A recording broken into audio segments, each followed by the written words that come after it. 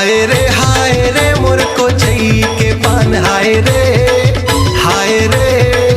हाय रे हाय रे मोर को चई के पान।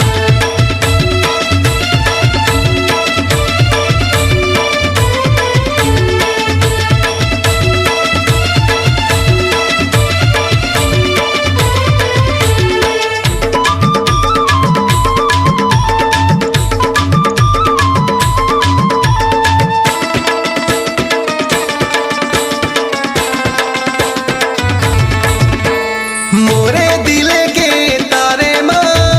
होवत रहते झनकारे हना मन होते मोर मतौना भौरा बोलत रहते दिल के पारा मना। रस भरी मोर चुल बुली रस भरी मोर चुल बुली दे देना रानी तोर मया संजमी हाय रे हाय रे हाय रे हाय रे मोर को चई के पान हाय रे हाय रे हाय रे हाय रे मोर को चई के पान।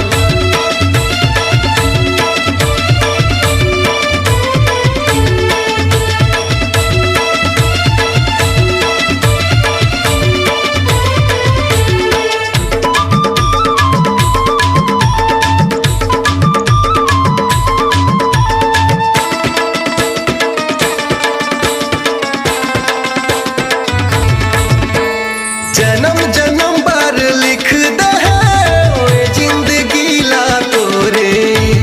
चाहे तकरिया खवाले मोला सजनी तोरे नावे के ना।